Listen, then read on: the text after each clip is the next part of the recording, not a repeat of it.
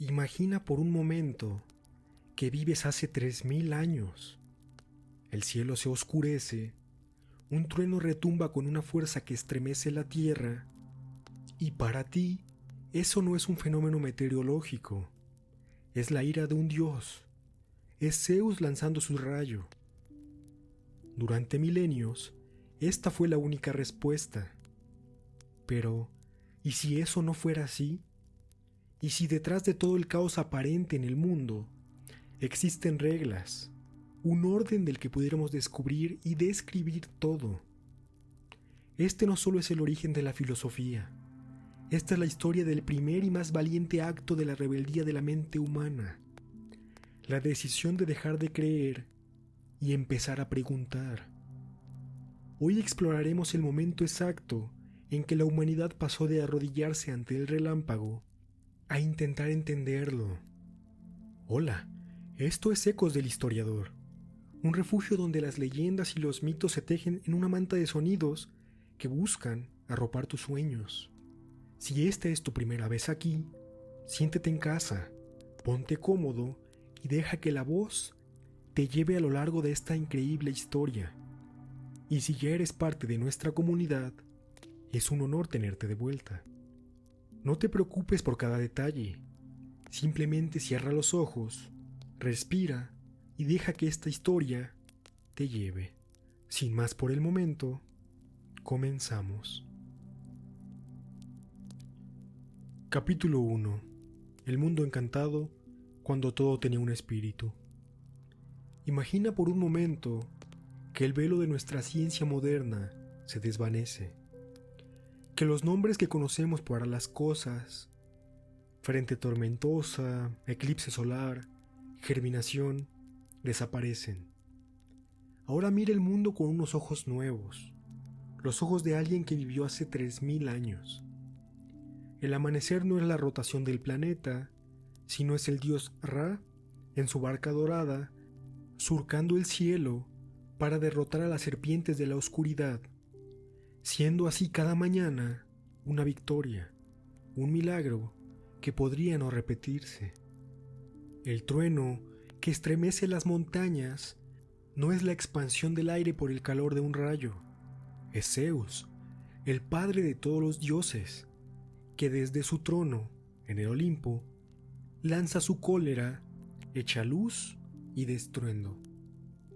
O tal vez es Thor, el de la cabellera roja, golpeando su martillo contra el yunque del cielo. La tierra que da trigo no es solo un sustrato inherente, es Gaia, la madre primordial, de cuyo vientre surgieron todos los seres. O tal vez es Deméter, cuya tristeza por su hija Perséfone hace que el mundo se cubra de escarcha y espere muerto hasta su reencuentro en primavera. En este mundo ancestral, nada está vacío, nada es casual, todo está lleno de vida, de propósito y de voluntad. Un río no es solo agua fluyendo, es la morada de un espíritu, un náyade, a la que quizás hay que ofrecer una moneda para poder cruzar con seguridad. Un bosque no es un conjunto de árboles, es el reino de Artemisa, donde cada susurro puede ser su mensaje y donde cazar sin su permiso es una locura mortal. Este es el pensamiento mítico, el primer y más poderoso sistema operativo de la mente humana. Antes de los laboratorios, antes de los libros de texto, estaban las historias. Los mitos no eran simples cuentos, eran la enciclopedia viviente, la física, la psicología y la teología de toda una cultura.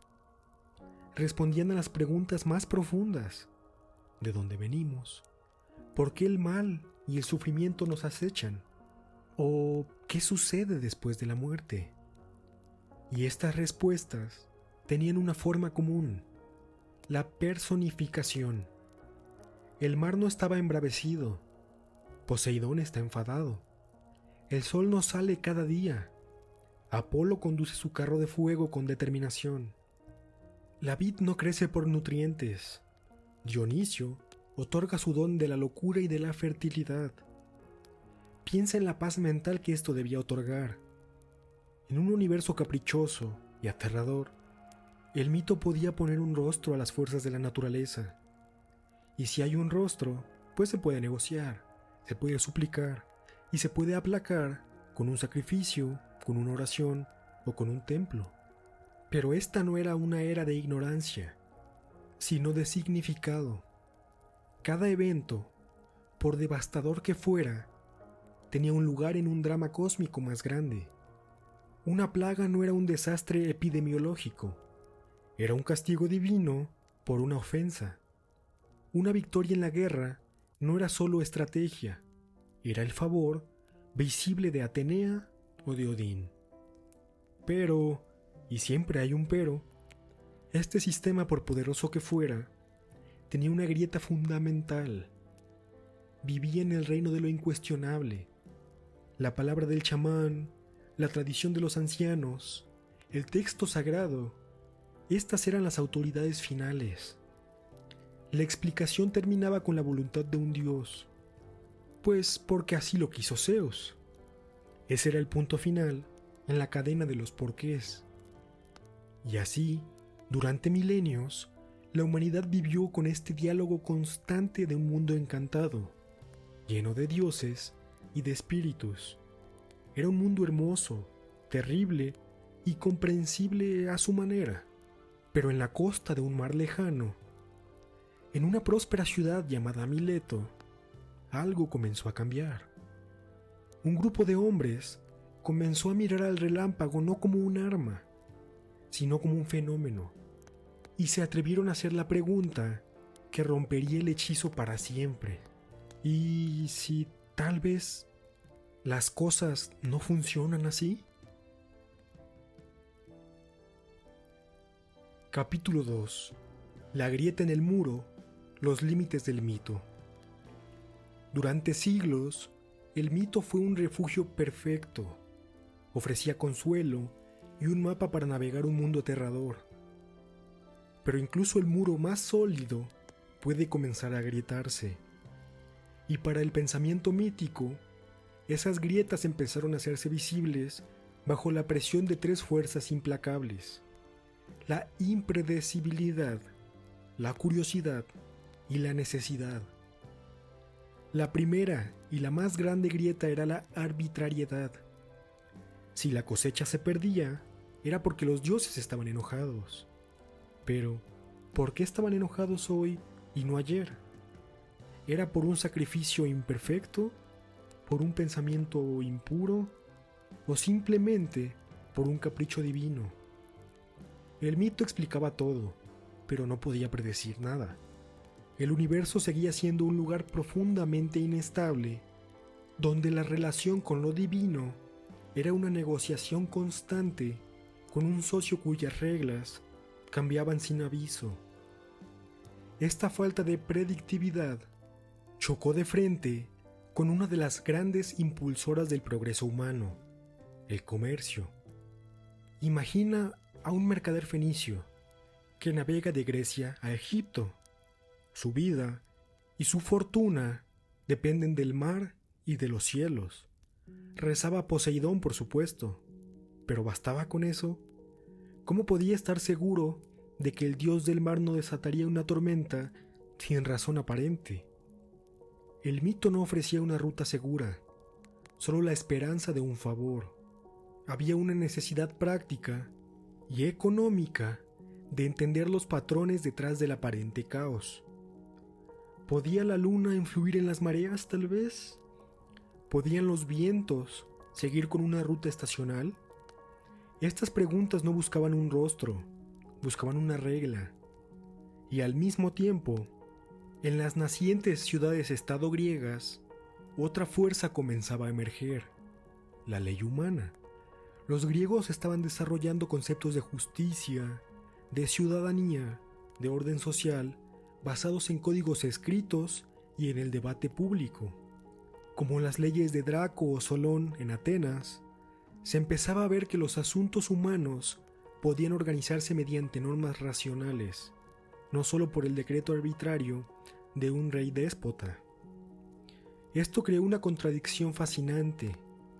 Si los hombres podían gobernarse con leyes y con razón, ¿por qué el cosmos, presumiblemente más perfecto, debía estar gobernado por los caprichos y las pasiones de dioses inmensamente poderosos, pero a menudo irracionales y vengativos? La idea de un orden natural, paralelo al orden legal, empezó a germinar. Si la polis tenía un logos, una razón de ser, quizás el universo también la tuviera. Finalmente, estaba la simple pero poderosa fuerza de la curiosidad. Siempre hubo mentes que no se conformaban con el porque sí, o porque los dioses lo quisieron. El mito cortaba la cadena de la curiosidad de forma abrupta, detenía la investigación, pues la respuesta final era siempre un acto de voluntad divina. Pero ¿y si se removía esa respuesta final? ¿Y si en lugar de preguntar quién, se empezaba a preguntar qué causó todo esto? ¿El cómo se produce? Esta pregunta, aparentemente simple, era la realidad revolucionaria, pues cambiaba el foco de lo sobrenatural a lo natural, despersonalizaba el universo para poder estudiarlo. El mundo mítico era rico en significado, pero pobre en capacidad de progreso. Satisfacía el alma, pero empezaba a dejar insatisfecha a la mente, que anhelaba consistencia, predicción y un conocimiento en el poder para poder confiar en construir, navegar y curar. El escenario estaba listo. La necesidad de un nuevo tipo de respuesta, una respuesta que fuera viable y basada en la observación y en la razón, flotaba en el aire. Solo necesitaba un lugar donde todo esto confluyera y un primer hombre lo suficientemente valiente para dar el paso al vacío y proponer por primera vez una explicación sin dioses. Capítulo 3. La chispa en Jonia, el primer porqué. Todas las grandes revoluciones necesitan un crisol, un lugar donde las condiciones sean las perfectas para que una chispa se convierta en llama. Para la revolución del pensamiento, ese lugar no fue el corazón continental de Grecia, ni sus santuarios más sagrados, fue en la periferia, en la costa vibrante y multicultural de Jonia, donde todo comenzó. Y en el centro de este mundo se alzaba Mileto.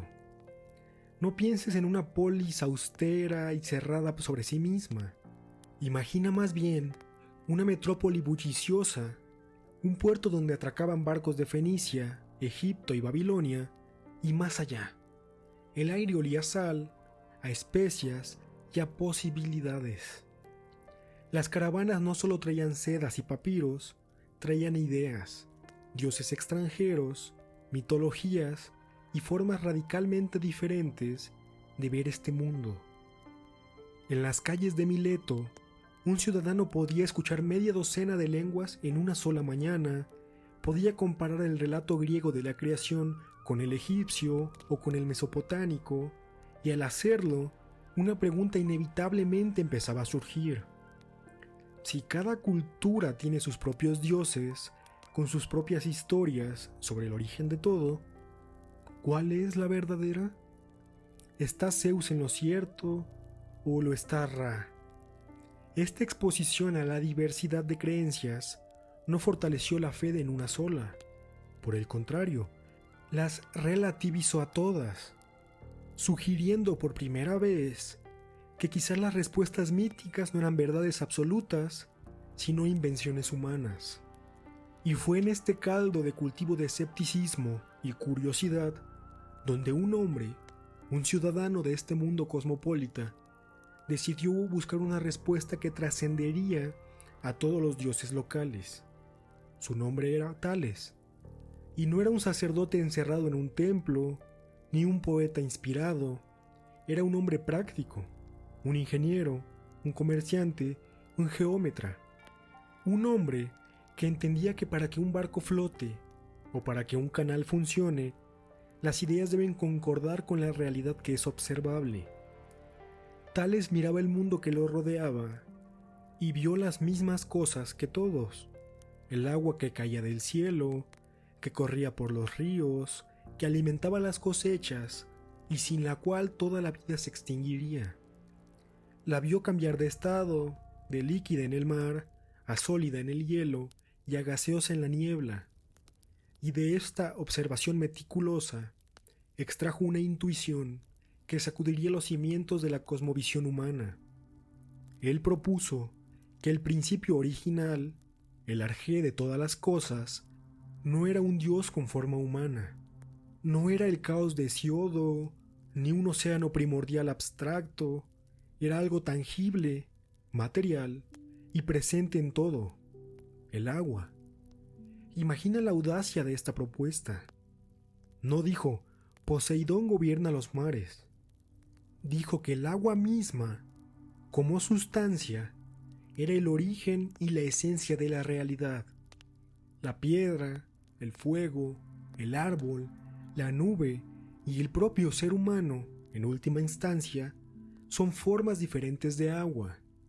Por primera vez, la respuesta al misterio del cosmos no apuntaba al Olimpo, sino a la naturaleza misma. Es crucial entender que lo revolucionario no fue la respuesta en sí. La idea de que todo es agua nos parece un poco ingenuo el día de hoy. Lo que importa es el método. Tales no apeló a la autoridad de un texto sagrado, no citó un sueño profético, usó la observación del mundo natural y la razón lógica para construir su argumento.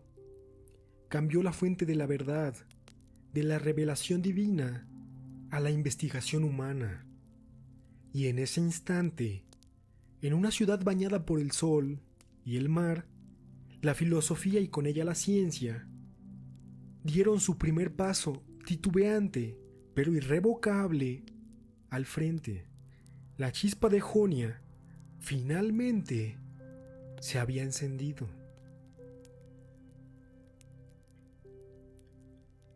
Capítulo 4. Tales de Mileto, el hombre que desafió a los dioses. La idea de Tales era poderosa, pero podría haber quedado en una mera especulación, en una teoría más entre muchas. Lo que transformó a Tales de un pensador en el primer científico fue un evento que resonó a través del mundo conocido y demostró de forma tangible el poder de su nuevo método de pensamiento. La historia, contada por Heródoto, nos sitúa en el año 585 a.C. Dos poderosos imperios, los lidios y los medos, se encontraban enfrascados en una guerra larga y sangrienta, y en plena batalla, justo cuando el conflicto alcanzaba su punto más álgido, el día se convirtió de noche. El sol, la fuente de la vida y el símbolo del poder divino, desapareció por completo, devorado por una oscuridad silenciosa y aterradora. Para los ejércitos y sus sacerdotes, esto no podía ser una casualidad. Era un presagio monumental, un mensaje directo e iracundo de los dioses. El pánico se desató, la batalla se detuvo de inmediato, y el evento fue interpretado como una señal celestial de que los dioses demandaban la paz, y así ambas facciones depusieron las armas. Pero hay un detalle crucial en esta historia. Se dice que Tales de Mileto había ya predicho este eclipse. Piensa en el impacto de esta afirmación. Mientras todos, incluidos reyes y sacerdotes, veían la mano impredecible de la divinidad, un hombre desde Jonia, usando únicamente su observación y su razón, había anticipado este suceso. Y lo hizo sin rezarle a Apolo, sino estudiando los patrones del cielo. Él no había consultado oráculos, sino posiblemente registros babilónicos de eventos pasados, buscando el ritmo oculto detrás del aparente caos. Esta hazaña no fue magia, fue el nacimiento de una predicción científica, demostró que el universo no era un capricho, sino que operaba con una regularidad que la mente humana podía descifrar. El eclipse dejó de ser un mensaje de los dioses para convertirse en un fenómeno natural, predecible y comprensible. Y es precisamente esta mentalidad la que llevó a Tales a su audaz conclusión sobre el agua. Observó que la vida depende del agua, que la tierra misma, como en el delta del Nilo, parece surgir del agua, que los alimentos, la savia de las plantas, todo lo húmedo, parece ser la esencia de la vitalidad. Su gran salto fue generalizar esta observación y proponerla como una ley universal. Es importante subrayar que la genialidad de Tales no reside en que su respuesta fue correcta. Desde nuestra perspectiva moderna, no está todo hecho de agua. Sin embargo, su legado eterno es la pregunta que formuló y la forma en la que intentó responderla, pues por primera vez, alguien buscaba una causa única, natural y material para la diversidad del cosmos. Eliminó la necesidad de intervenciones divinas para explicar todos estos cambios, pues si todo es agua, en distintas formas, entonces la transformación de una en otra no requiere de un milagro, sino de un proceso natural que es el que debemos investigar. Tales no nos dio una verdad final, nos dio algo infinitamente más valioso, la herramienta para buscar esta verdad tan anhelada. Puso la primera piedra en un edificio que se construiría no con fe, sino con evidencia y con razón, y dejó una pregunta en el aire que otros, inevitablemente, se apresurarían a contestar. Capítulo 5. Más allá del agua, la búsqueda del Arjé. La propuesta de Tales era como haber descubierto una nueva clave para descifrar el universo. Pero una vez que la puerta se había abierto, era inevitable que otros cruzaran el umbral para explorar el territorio que había del otro lado. El genio no podía volver a la botella. La pregunta ya no era si existía un principio natural, sino cuál era exactamente este principio. El discípulo más directo de Tales, un hombre llamado Anaximandro, comprendió la potencia de la idea de su maestro, pero también detectó su punto más débil. Si el Arjé era el agua, ¿cómo se explicaba su opuesto? ¿Cómo podía el agua, que era fría y húmeda, generar algo como el fuego, que era seco y caliente? Parecía una contradicción lógica. Para Anaximandro, el principio de todas las cosas no podía ser algo tan específico y tangible como el agua, porque cualquier elemento concreto llevaría en sí mismo sus propias limitaciones. Así, Anaximandro dio un paso conceptual audaz, quizás el primero, hacia la abstracción pura en la historia del pensamiento. Propuso que el Arjé no era ninguna de las sustancias que conocemos, sino algo previo a ellas. Lo llamó apeiron, que significa lo ilimitado o lo indefinido. El apeiron era una sustancia eterna, infinita e indeterminada, de la cual se separan por eternos procesos cósmicos los opuestos que conforman nuestro mundo, lo caliente y lo frío, lo seco y lo húmedo. En su visión, nuestro mundo no era más que uno entre muchos que surgen y perecen en este seno ilimitado. Esta fue una idea de una profundidad abismal. El primer principio no podía definirse con las cualidades del mundo que genera, de la misma forma que un artista no está hecho de la pintura que usa. Sin embargo, la solución de Anaximandro era tremendamente abstracta. ¿Cómo podía algo sin cualidades generar un mundo lleno de cualidades específicas? Este problema llevó al siguiente pensador de la escuela de Mileto, Anaxímenes, a buscar un punto intermedio entre la concreación de Tales y la abstracción de Anaximandro. Anaxímenes volvió a buscar un principio material, pero eligió uno más sutil y más omnipresente que el agua, el aire. Observó que el aire es el aliento de la vida, que cuando respiramos, un elemento del mundo exterior se convierte en nuestra esencia interior.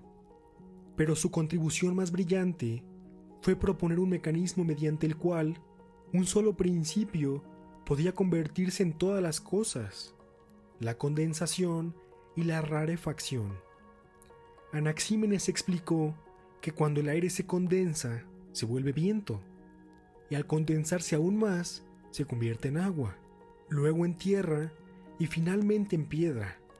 Y a la inversa, cuando se enrarece o se vuelve más sutil, se transforma en fuego.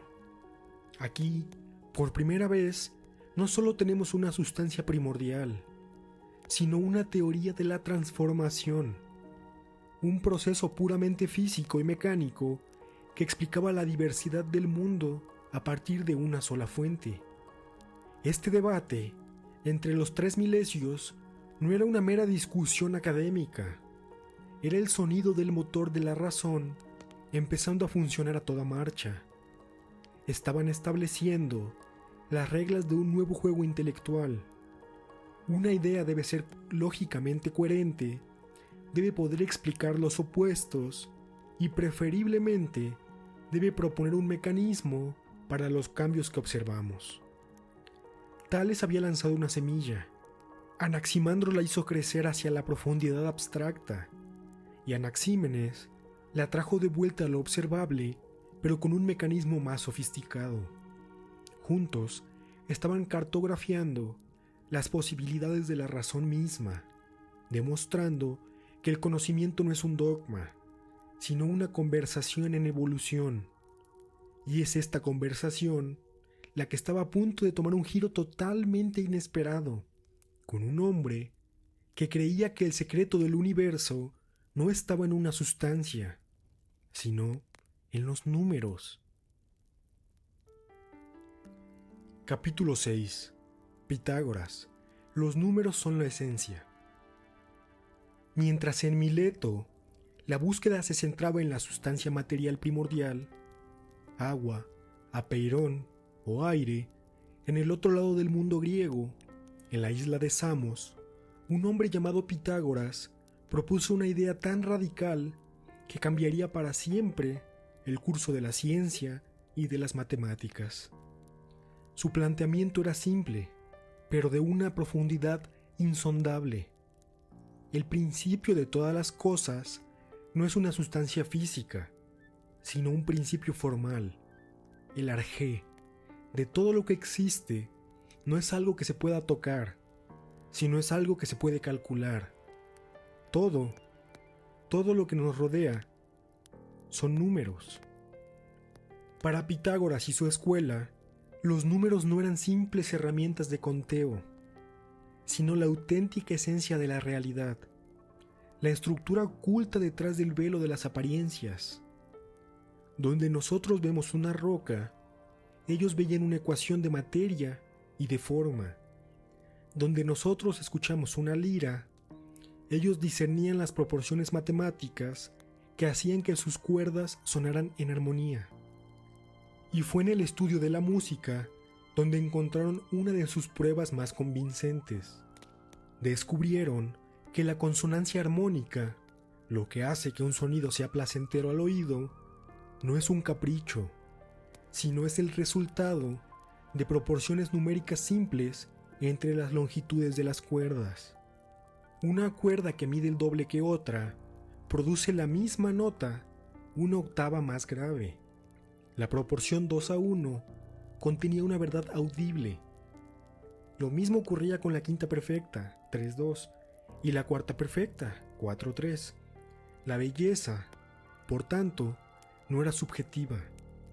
Era una ley matemática manifestándose a través del sonido.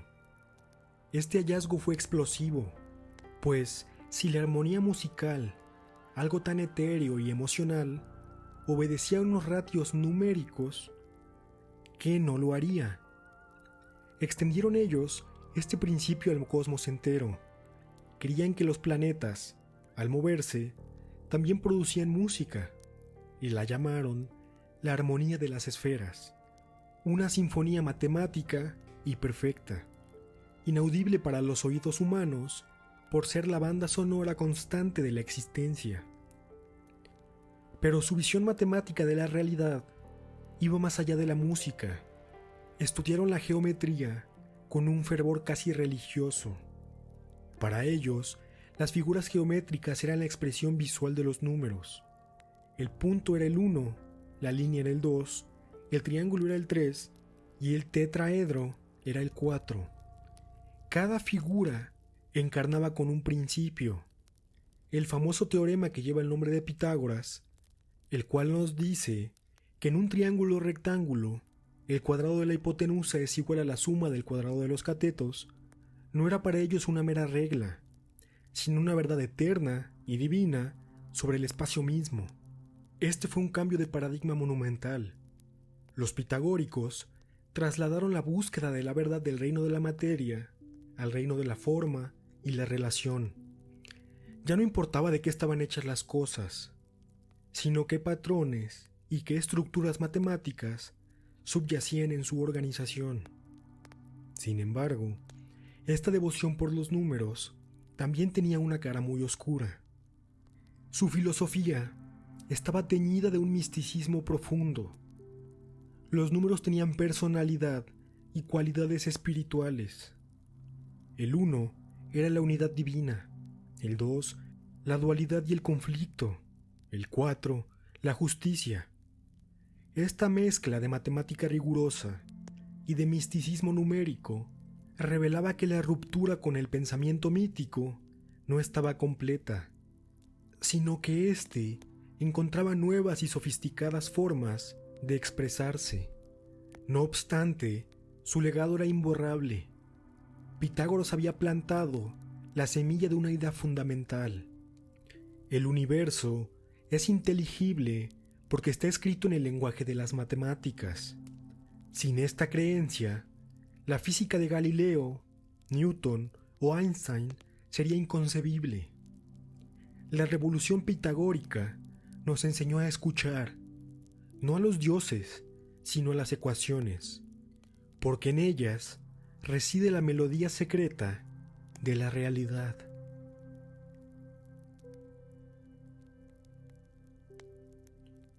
Capítulo 7. Heráclito contra Parménides.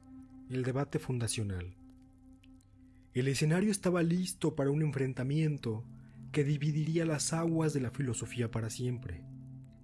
Por un lado, desde Efeso, la voz enigmática y profética de Heráclito.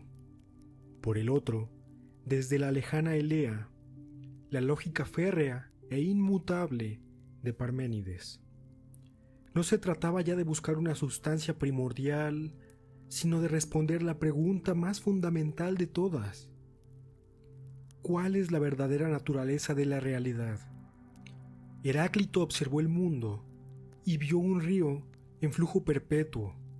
Todo fluye, declaró. No es posible bañarse 2 veces en el mismo río. Para él, la esencia del universo era el cambio mismo. La realidad no es un ser, sino un devenir constante. El fuego se convirtió en un símbolo perfecto de este principio. Siempre vivo, siempre activo, transformando todo lo que toca y nunca estático. Pero este gran cambio no era un caos sin sentido. Heráclito vio una sabiduría oculta en este flujo, una ley que lo gobernara todo, el logos. Es la tensión entre opuestos lo que genera la armonía del mundo, como la del arco y la lira. La guerra es la madre de todas las cosas, el conflicto que permite la creación. En su visión, la estabilidad es solo una ilusión, una armonía momentánea y dinámica en un universo que se transforma eternamente. Al otro extremo del pensamiento, Parménides utilizó un arma nueva y devastadora, la lógica pura. No se basó en los sentidos que nos muestran un mundo de cambio y de multiplicidad, sino en la razón. Partió de una premisa simple: el ser es y el no ser no es. De esta verdad aparentemente obvia, extrajo conclusiones revolucionarias. Pues, si el ser es, argumentó Parménides, entonces debe ser eterno, inmutable, único e indivisible. Lo que nuestros sentidos nos muestran, el nacer, el morir, el movimiento, la diversidad, no es más que una ilusión, una vía de la opinión engañosa. La verdadera realidad, el ser, es una esfera perfecta, completa e inmóvil, más allá del tiempo y más allá del cambio. El contraste no podía ser más radical. Heráclito proclamaba que todo era un cambio. Parménides, que el cambio era imposible. Uno confiaba en los sentidos para ver el flujo, y el otro desconfiaba de ellos para encontrar la verdadera realidad inmutable. Este enfrentamiento creó el problema filosófico más crucial de la antigüedad. Pues si Parménides tenía razón, entonces ¿cómo explicamos el mundo aparente donde habitamos? ¿Como un sueño tal vez? Si Heráclito estaba en lo cierto, ¿sobre qué base podemos construir un conocimiento estable si todo se desvanece en el instante siguiente? La tensión entre el devenir de Heráclito y el ser de Parménides se convirtió en el motor de la filosofía posterior. Fue un rompecabezas que los siguientes pensadores no pudieron ignorar. ¿Cómo reconciliar un mundo de cambios con una realidad última que es estable? La respuesta a este dilema no tardaría en llegar, y lo haría de la mano de una teoría tan audaz que anticiparía el pensamiento científico moderno por más de 2000 años. Estamos hablando de la teoría atómica. Capítulo 8. Los atomistas. La respuesta mecánica. El desafío que heredaron Leucipo y Demócrito era monumental. Por un lado, Heráclito les decía que el cambio era constante. Por el otro, Parménides demostraba con lógica aplastante que el cambio y la multiplicidad eran imposibles. ¿Cómo podía existir el mundo de movimiento y de diversidad si la verdadera realidad que experimentamos era una y era inmutable? Su solución fue una de las más brillantes y más visionarias de la antigüedad. En lugar de elegir un bando, fusionaron ambas visiones en una nueva y poderosa síntesis. Aceptaron la lógica de Parménides, pero no la aplicaron a un único ser, sino a una infinidad de seres, naciendo así la teoría atómica. Propusieron que la realidad última está compuesta únicamente por dos cosas: el vacío y los átomos. La palabra átomo significa lo que no puede ser contado. Estas partículas eran eternas, indivisibles, increadas e inmutables, cumpliendo así con todas las exigencias del ser de Parménides. Pero existían en un número infinito, moviéndose en el vacío, que no es nada, sino el espacio y la condición de posibilidad para el movimiento. Con estos dos simples ingredientes se logró explicar todo el universo. La diversidad de cosas que vemos, como el agua, el fuego, la piedra o la carne, no es más que el resultado de las diferentes formas, tamaños, disposiciones y movimientos de estos átomos invisibles. Por ejemplo, un trozo de hierro y una nube de humo están hechos de lo mismo. Lo que cambia es la configuración de sus átomos. El alma misma, para Demócrito, estaba compuesta de átomos especialmente sutiles y esféricos. Esta fue la primera teoría puramente materialista y mecanicista. No había lugar para dioses caprichosos, ni para fines ocultos, pues todo estaba desde la formación de un mundo hasta el pensamiento de un hombre. Era el resultado de colisiones y uniones fortuitas entre átomos, gobernadas por una necesidad natural ciega, siendo así el universo una maquinaria cósmica gigante, y la belleza de esta teoría residía en su poder explicativo. ¿Cómo se disuelve la sal en el agua? Bueno, sus átomos se mezclan con los del agua. ¿Por qué el hierro es tan pesado y tan duro? Pues porque sus átomos son densos y están más enmarañados. ¿Por qué el fuego calienta? Bueno, pues porque sus átomos son afilados y se mueven rápidamente, agitando así los átomos de nuestra piel. Se convirtió todo en un sistema que prometía explicarlo todo sin apelar a lo sobrenatural. Los atomistas habían logrado lo imposible: reconciliar el ser con el devenir. Los átomos mismos eran el ser inmutable de Parménides. Su movimiento y su combinación con el vacío generaban el mundo del cambio y la multiplicidad de Heráclito. Fue una solución elegante, radical y profundamente moderna. Sin embargo, aunque esta teoría se perdería y recuperaría a lo largo de toda nuestra historia, la semilla ya estaba plantada. 2000 años antes que la ciencia confirmara su existencia, unos pensadores en la antigua Grecia postularon, guiados solos por la razón, que el corazón de la realidad visible late en un mundo invisible de partículas fundamentales y de leyes mecánicas. Habían llegado así, por pura fuerza de pensamiento, a la puerta de, sin más ni menos, la física moderna. Capítulo 9. El legado, el método sobre las respuestas. Si miramos hacia atrás en este viaje, desde los relámpagos de Zeus hasta los átomos de Demócrito, podríamos llegar a preguntarnos: ¿quién tuvo realmente la razón? ¿Está todo hecho de agua, de aire, de números o de partículas invisibles? Desde nuestra perspectiva moderna, todas estas respuestas son, en el mejor de los casos, aproximaciones ingeniosas pero incorrectas. Y sin embargo, sería un error monumental juzgarlas solo por su precisión factual, porque su verdadero valor, el legado imperecedero de los presocráticos, no reside en las respuestas que dieron, sino en el método que inventaron para encontrarlas.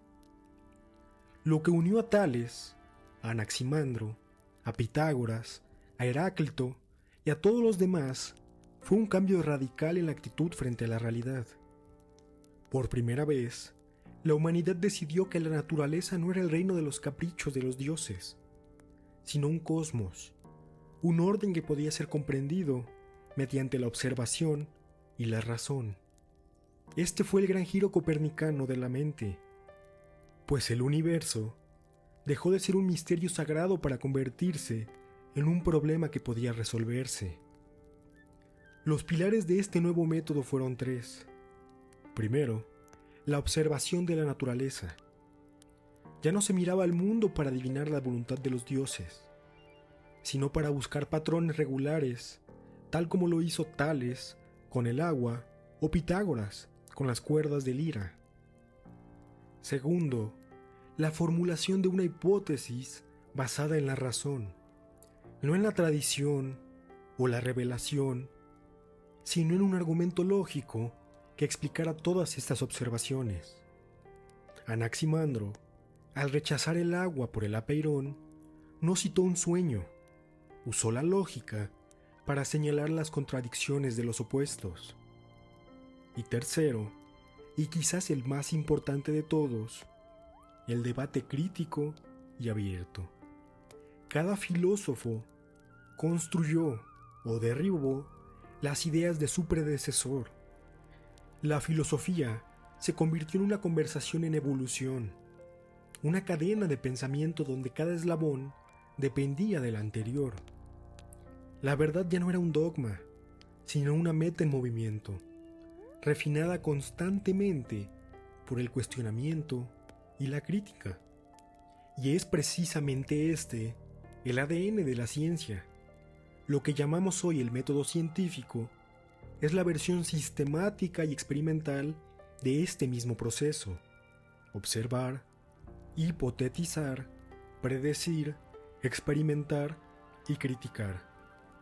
Los presocráticos no tenían laboratorios, pero establecieron la actitud mental fundamental que haría posible los laboratorios del futuro.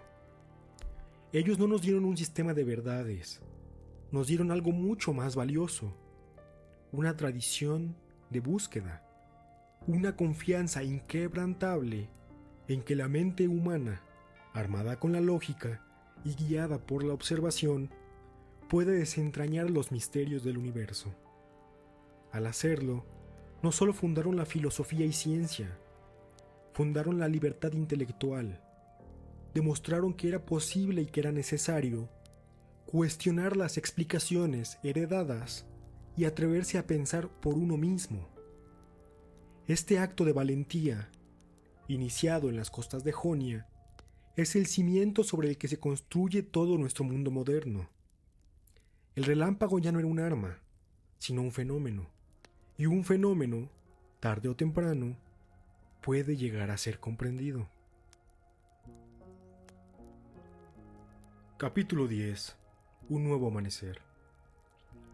La chispa encendida en Jonia ya era una llama que no podía ser contenida. Los presocrásticos, aquellos pioneros solitarios que miraban las estrellas y se preguntaban por la esencia de la materia, habían completado su misión fundamental. Habían entregado a la humanidad las herramientas para una nueva forma de pensar. Pero toda gran revolución crea a su vez nuevas preguntas, nuevos desafíos que exigen una evolución en el pensamiento. El legado de los primeros filósofos era profundo, pero también presentaba una tensión inherente, pues, por un lado, había abierto los ojos al mundo hacia la physis, la naturaleza exterior, buscando su propio material y sus propias leyes. Por otro lado, su confianza en la razón pura, llevada al extremo, como en el caso de Parménides, había creado una brecha inquietante entre la realidad lógica y la realidad que experimentamos con nuestros propios sentidos. ¿Era el mundo acaso un flujo perpetuo o era una esfera inmutable? La razón parecía chocar contra los muros de sus propias contradicciones. Fue en este punto crucial, con el terreno abonado por la audacia de los presocrásticos, donde la atención del pensamiento griego dio un giro pivotal.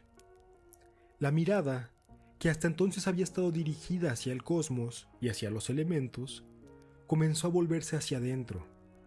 La pregunta ya no era solo ¿qué es el mundo?, sino que se transformó en una cuestión más profunda y más personal: el cómo debemos vivir en él realmente. Y es aquí donde aparece la figura que marcaría un antes y un después en la historia del pensamiento: Sócrates. Si los presocráticos fueron los primeros científicos, Sócrates sería el primer filósofo moral en el sentido más pleno de la palabra, pues él bajó la filosofía del cielo a la tierra, de las especulaciones cósmicas a las mismas calles de Atenas. Sócrates tomó la herramienta de la razón que Tales y otros habían usado para cuestionar a los dioses de la naturaleza, y la aplicó para cuestionar a los hombres. Su método no se centraba en el agua, el aire o los átomos, sino en conceptos humanos fundamentales. ¿Qué es la justicia? ¿Qué es la verdad? Y más aún, ¿qué es el bien? Él creía que una vida sin examen es una vida aquella que no merece ser vivida, y que el autoconocimiento era el camino hacia una existencia virtuosa. Este no fue un abandono a la herencia presocrática, sino su evolución natural. La misma confianza en el logos, en el poder del cuestionamiento y del debate, que había servido para explorar tanto el cosmos, ahora se emplearía para explorar ni más ni menos que el alma humana.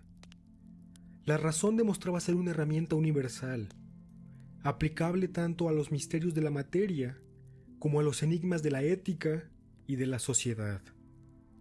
Con Sócrates, y luego con su discípulo Platón y su genial heredero Aristóteles, la filosofía se preparaba para dar un siguiente gran salto. Se iban a construir sistemas completos que no solo buscarían el principio del mundo físico, sino que también intentarían definir el ideal de una sociedad justa, la naturaleza de las ideas perfectas y la base de la lógica formal. El amanecer jonio había dado paso al mediodía de Atenas. La semilla del razonamiento, plantada por unos pocos hombres curiosos en la costa de Asia Menor, estaba a punto de florecer en una de las épocas más brillantes del pensamiento humano. La aventura de la razón, lejos de terminar, simplemente había cambiado de escenario, pues sería en las plazas y gimnasios de Atenas donde la razón alcanzaría su punto más alto.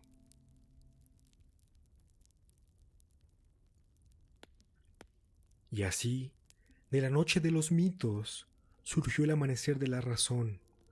Aquellos primeros filósofos no tenían laboratorios ni telescopios, solo tenían su asombro y una fe inquebrantable en que el universo podía ser comprendido.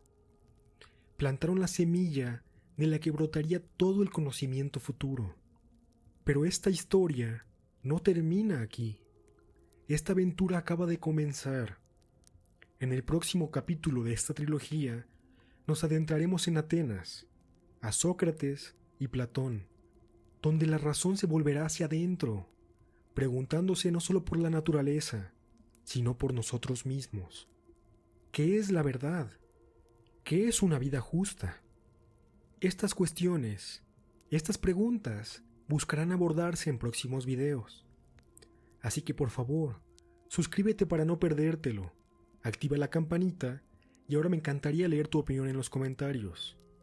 Así que para terminar, te dejo una pregunta. ¿Crees que hoy en día seguimos teniendo nuestros propios mitos modernos, por así llamarlos, y crees que deberíamos cuestionarlos? Esto es Ecos del Historiador, y sin más por mi parte, hasta la próxima.